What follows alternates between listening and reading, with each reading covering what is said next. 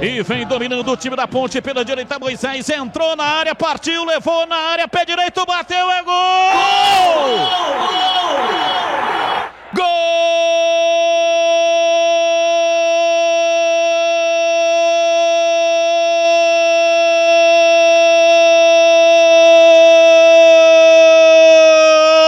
Da Ponte!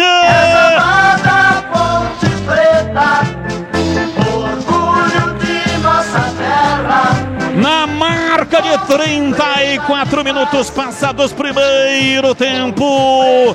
Pela esquerda no campo de ataque, Niltinho levantou a bola de uma extremidade à outra. Da esquerda para a direita, Moisés dominou, penetrou, foi para dentro da grande área. Olhou na percepção o posicionamento do goleiro e bateu firme de perto da direita, cruzado.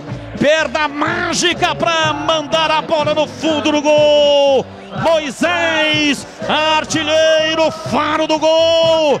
Moisés para fazer a rede balançar. A bola gosta de rede, é de rede que a bola gosta.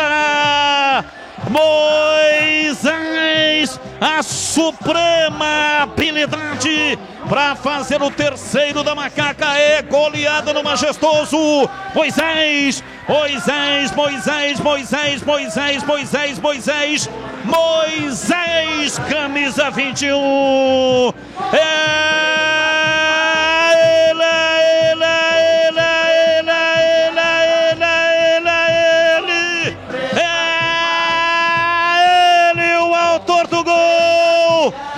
Amplia no Majestoso.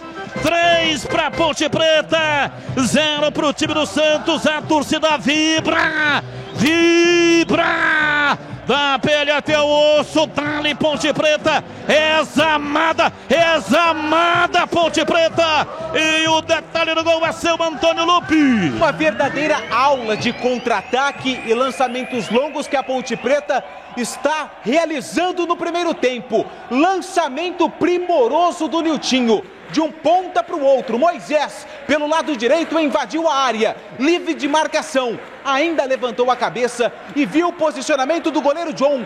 E o Moisés mandou uma bomba para o fundo da rede santista. Moisés marca o segundo gol dele na temporada.